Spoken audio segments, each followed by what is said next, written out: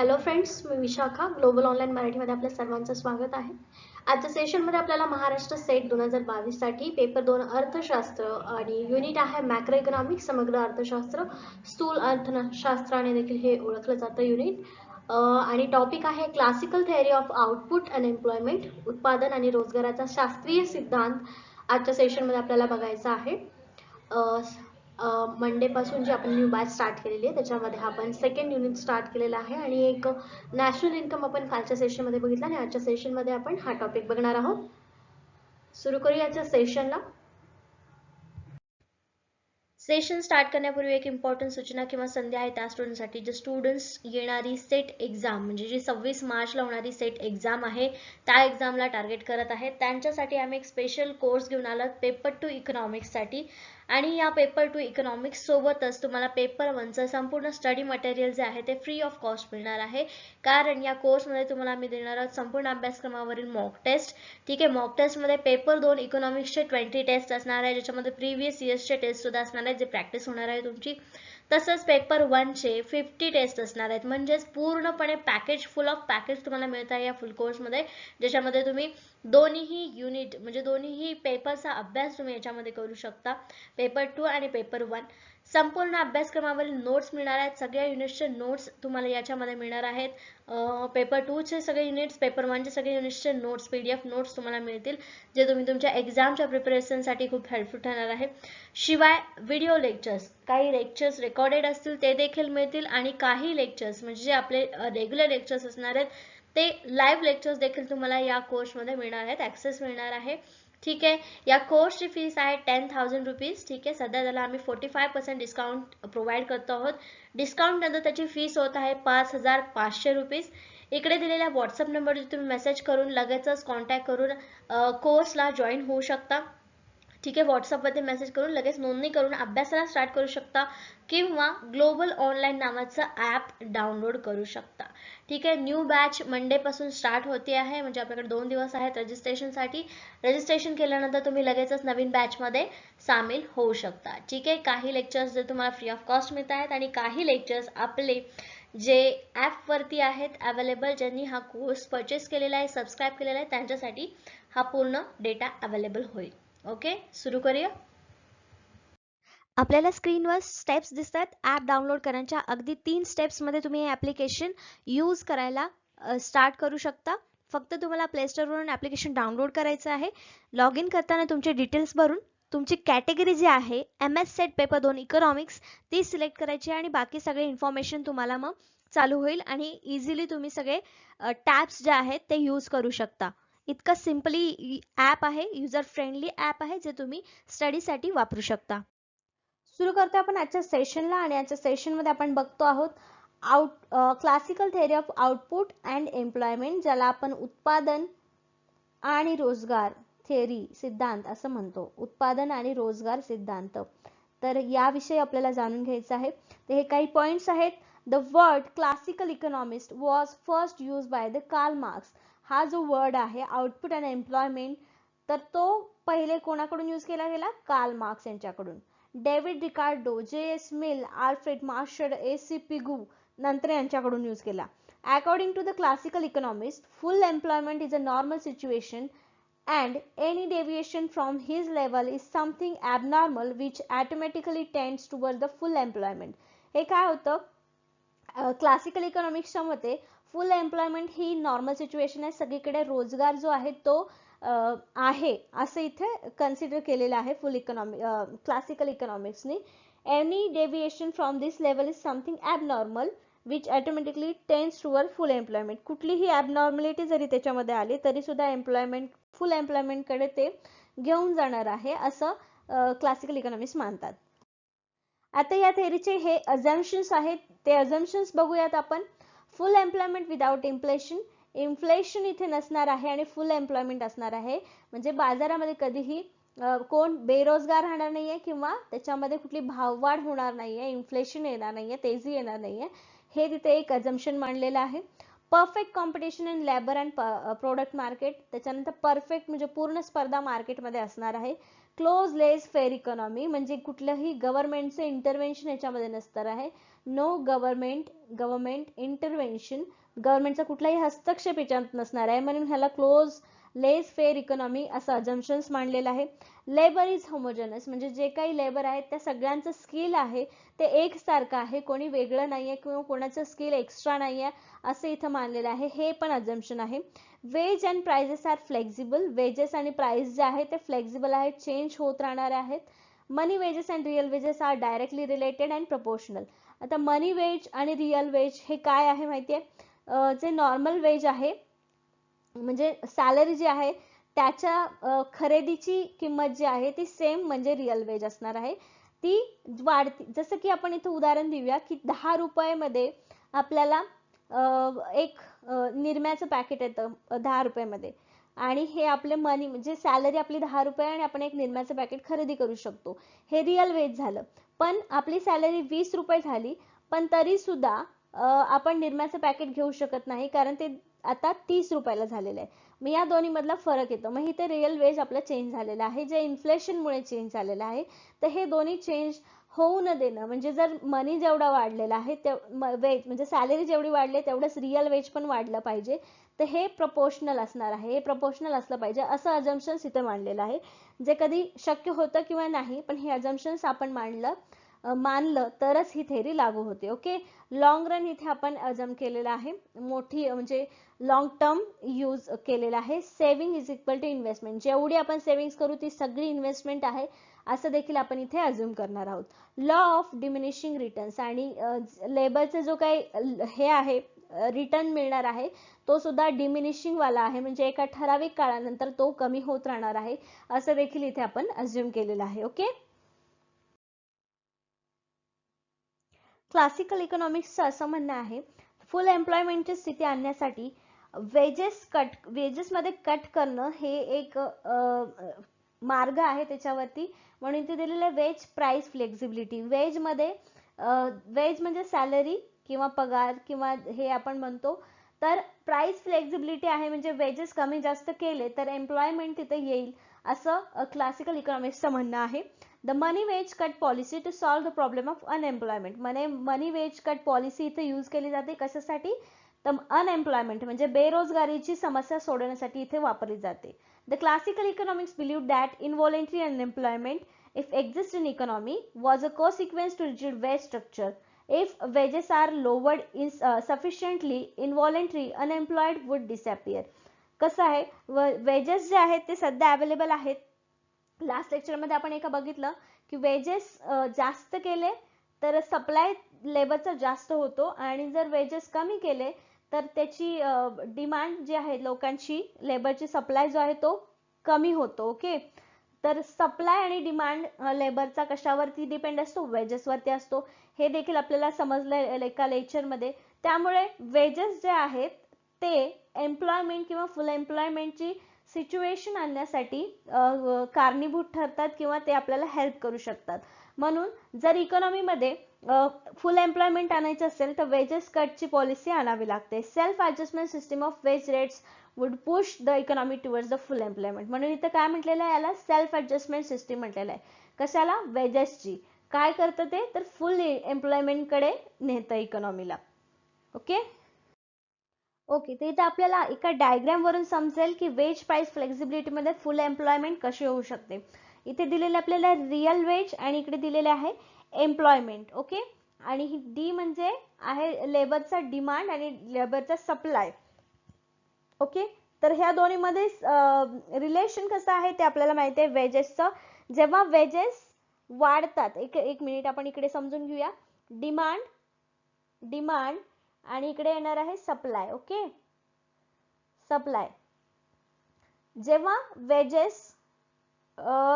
Wedges हे जास्त असतात तेव्हा डिमांड लेबरची कमी असते, आणि वेजेस जेव्हा कमी होतात तेव्हा लेबरची डिमांड कशी असते, जास्त असते.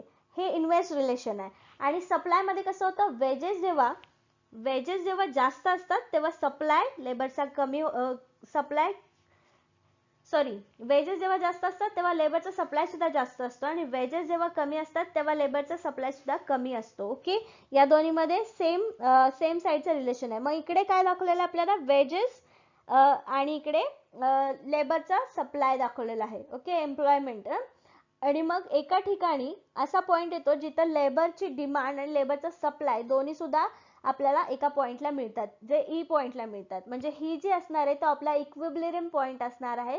वेज प्राइस फ्लेक्झिबिलिटी म्हणजे त्या वेजला तेवढे एम्प्लॉई आपल्याला मिळणार आहेत आणि आपलं तिथे काम होणार आहे. म्हणजे तिथे बरोबर एम्प्लॉयमेंट मिळणार आहे त्या वेजेसला, त्या प्राइसच्या वेजला आपल्याला एम्प्लॉयमेंट फुल मिळणार आहे.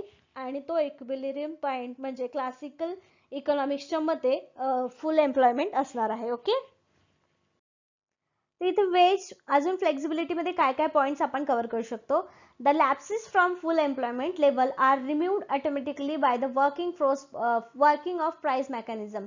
जसं जसं प्राइस मेकॅनिझम काम करतं तसं तसं बरोबर फुल एम्प्लॉयमेंट लेवलला येत असते. जसं की आपण डिमांड आणि सप्लाय बघितली लेबरची वेजेस नुसार होत असते आणि फुल एम्प्लॉयमेंट मग होत असते. Changes in money wages and real wages are directly related and proportional. तर मनी वेजेस आणि रिअल वेजेस आपण अजम्पशन्स बघताना बघितलं. एक्झाम्पल घेतलं होतं निरम्याचं 10 रुपीज आणि 20 रुपीज, आणि निरमा होता 10 रुपयाला, नंतर तो 30 रुपयाला झाला आणि ह्या दोन्हीमध्ये फरक आला. तर तो फरक न येता या दोन्हीमध्ये प्रपोर्शनली वाढ होत असेल तर तो फुल एम्प्लॉयमेंटला चांगला असतो. Okay, unemployment cut in money wedges. जर अनएम्प्लॉयमेंट असेल तर आपल्याला वेजेस कमी करावे लागतील, म्हणजे लेबर जास्त वाढवू शकतो आपण. The real wage is also reduce. जर मनीमध्ये वेजमध्ये कट झाला तर रिअल वेज सुद्धा कमी होणार आहे. Reduces unemployment. आणि ही प्रोसेस जर ही सिच्युएशन कशी होणार आहे, अनएम्प्लॉयमेंट रिड्यूस करण्यासाठी आपल्याला हेल्प करणार आहे आणि ऑटोमॅटिकली तिथे कशी येणार आहे, फुल एम्प्लॉयमेंट येणार आहे. बरोबर, जसं की आपल्या रूलनुसार किंवा वेजेसच्या रिलेशननुसार वेजेस कमी केले तर म्हणजे कट केला मनीमध्ये वेजेस जर कमी केले तर सप्लाय त्याचा कमी होईल, पण डिमांड जी आहे ती वाढेल आणि डिमांड वाढल्यामुळे मग अनएम्प्लॉयमेंट कमी व्हायला तिथे मदत होईल आणि फुल एम्प्लॉयमेंट साठी हेल्प होईल. Okay, determination of output and employment. आता याच्यामध्ये एम्प्लॉयमेंट आणि आउटपुट मध्ये अजून एक फंक्शन आपल्याला कळतं, जे total output is increasing function number of workers. म्हणजे नंबर ऑफ वर्कर्स वाढले, लेबरचे नंबर वाढले तर आपलं टोटल आउटपुट आहे ते सुद्धा वाढतं. हे आपल्याला या फंक्शन वरून समजतं. इथे आपल्याला एक फंक्शन दिलेलं आहे. क्यू म्हणजे टोटल नंबर किंवा टोटल आउटपुट आहे, हे फंक्शन आहे. के म्हणजे कॅपिटल आहे, टी म्हणजे टेक्निकल नॉलेज आहे, एन म्हणजे लेबरचे नंबर आहे की नंबर ऑफ वर्कर्स आहेत. ओके, तर कॅपिटल के आणि टी टेक्निकल नॉलेज हे कॉन्स्टंट आहेत. कसे आहेत, हे दोन कॉन्स्टंट आहेत. ओके, आणि नंबर ऑफ वर्कर्स जे आहेत ते चेंज होत राहणार आहे या आउटपुट टोटल आउटपुट मध्ये, आणि मग त्याच्यामुळे हा नंबर चेंज झाल्यामुळे इकडे टोटल आउटपुट सुद्धा आपल्याला चेंज झालेला मिळणार आहे. हे फंक्शन आपल्याला सांगत आहे. In short run, the total output is increasing function of the number of workers given in the capital stock and technical knowledge. Okay, technical knowledge and capital stock याच्यामध्ये जे काय कॉन्स्टंट ठेवून नंबर ऑफ वर्कर्स जर बदलले तर total output सुद्धा आपल्याला वाढताना दिसेल किंवा बदलताना दिसणार आहे.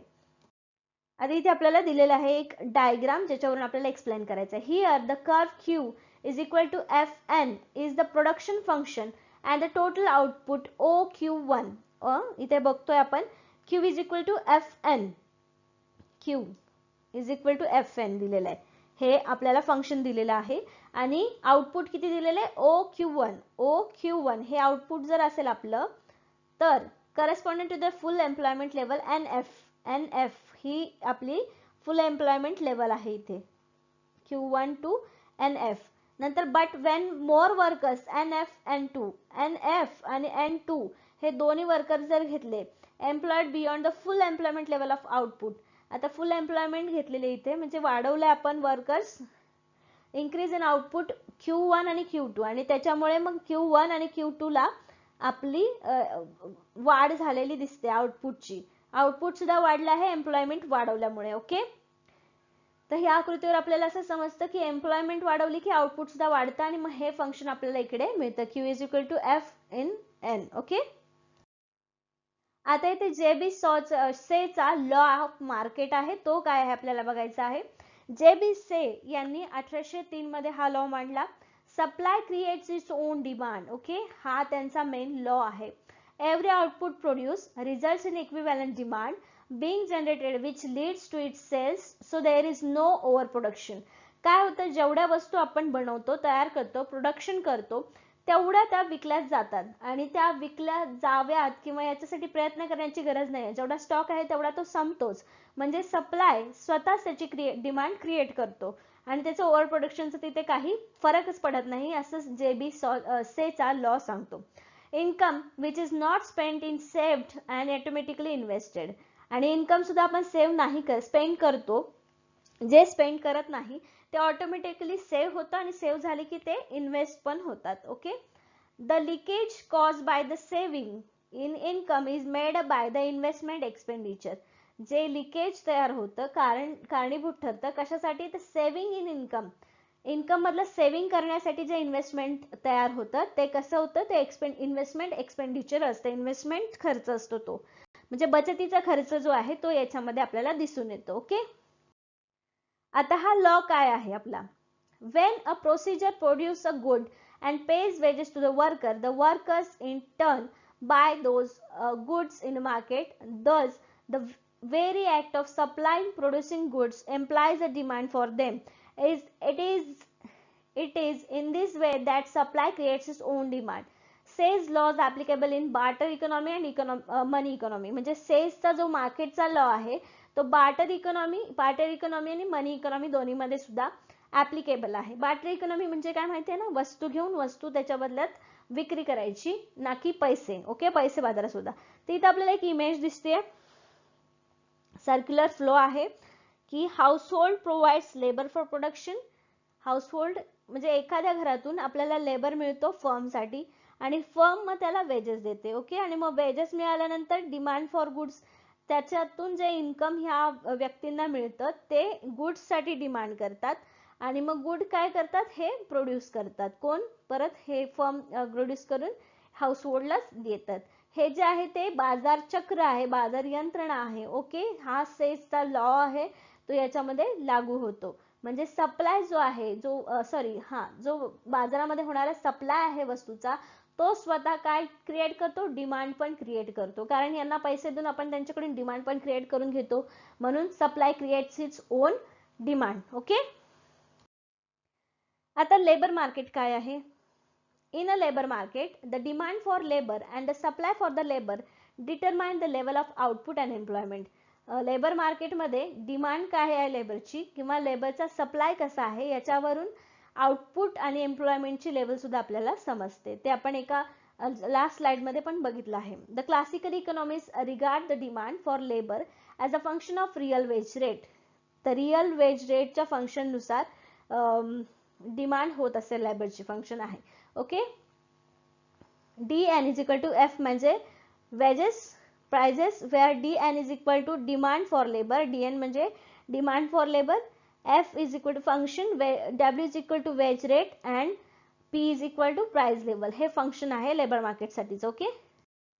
लेबर मार्केट काय आहे बघितलं. तर गुड्स मार्केट काय आहे. The goods market is equilibrium where saving equals investment. आता हे गुड्सचं मार्केट आहे जिथे सेव्हिंग्स, जे आपण सेव्हिंग्स करतो ते इन्व्हेस्टमेंटशी इक्वल असतात. जे आपलं अझम्पशन आहे ते इथे आपण बघतो आहोत, म्हणजे S is equal to I. Okay. at that point of time total demand equals total supply and the economy is in a state of full employment. जेवढी डिमांड आहे तेवढा सप्लाय जर होत असेल तर इकॉनॉमी फुल एम्प्लॉयमेंट मध्ये आहे. म्हणजे जर लेबर, जसं की आपण बघितलं इक्विलिब्रियम पॉइंटला एम्प्लॉयमेंट फुल असणार आहे, कारण तिथे एम्प्लॉयची डिमांड पण तेवढीच आहे आणि सप्लाय सुद्धा तेवढाच आहे. अशा वेळेला फुल एम्प्लॉयमेंट आपल्याला बघायला मिळेल. According to the classicist, what is not spent is automatically invested. म्हणजे जे काही क्लासिकल इकॉनॉमिक्सच्या मते जे पैसे आपण खर्च करत नाही ते ऑटोमॅटिकली सेव्ह होतात आणि ते इन्व्हेस्ट होतात. Okay. Thus saving must be equal to investment. म्हणजे या प्रकारची सेव्हिंग जी आहे ती इन्व्हेस्टमेंटच असणार आहे, असं या इकॉनॉमिक्सचं म्हणणं आहे. If there is any divergence between two, the equality is maintained through the mechanism of the interest rate. आणि ह्याच्यामध्ये इक्वॅलिटी जर मेंटेन करायची असेल तर ती रेट ऑफ इंटरेस्टनी मॅनेज केली जाऊ शकते. म्हणजे जर इन्व्हेस्टमेंट करायची असेल तर इन्व्हेस्टमेंटवरती जर आपल्याला इंटरेस्ट मिळत असेल तर आणखी इन्व्हेस्टमेंट वाढू शकते. ओके.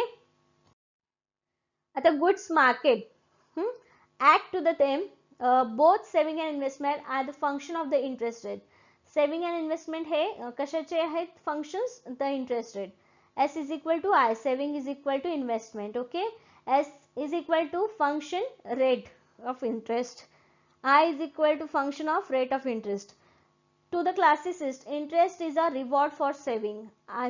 क्लासिकल इकॉनॉमिक्सच्या मते इंटरेस्ट हे रिवॉर्ड आहे कशासाठी, सेव्हिंगसाठी. If at any given period investment exit savings, जर इन्व्हेस्टमेंटनी सेव्हिंग्सला एक्झिट केलं एखाद्या पिरियडमध्ये, the rate of interest will rise. म्हणजे काय होईल, त्यावेळेस जर सेव्हिंगपेक्षा इन्व्हेस्टमेंट वाढली तर इंटरेस्ट रेट वाढेल. The higher the rate of interest the higher the saving. जर इंटरेस्ट रेट जास्त असेल तर सेव्हिंग सुद्धा वाढेल, त्याला प्रोत्साहन मिळेल. अँड लोअर द इन्व्हेस्टमेंट, आणि इन्व्हेस्टमेंट कमी होईल. On the contrary the lower the rate of interest, the rate of interest कमी असेल, the higher the demand for investment fund. मग त्याचं जर इंटरेस्ट जर कमी असेल तर इन्व्हेस्टमेंटमध्ये जास्त फंड गुंतवला जाईल आणि सेव्हिंग्स कमी होऊन जाईल. तर हा इंटरेस्ट रेट वरती डिपेंड असणारा घटक आहे सेव्हिंग्स आणि इन्व्हेस्टमेंट. ओके, मनी मार्केट. आता मनी मार्केट काय आहे, the money market equilibrium in the classical theory is based on the quantity theory of money, which state that the general price level P in economy depends on the supply of money. The equation is MV is equal to PT. M is equal to supply of money, V is equal to velocity of circulation of money, P price level of output, P price level, T is equal to volume of transaction or total output. हे equation आहे आपल्याला ज्याच्यामध्ये मनी मार्केटमध्ये मनी कसा equilibrium करू शकतो यासाठीचं दिलेलं फंक्शन आहे. ओके, इथे बघतोय आपण the total money supply MV जो आहे total supply equals the total value of output PT in the economy, PT.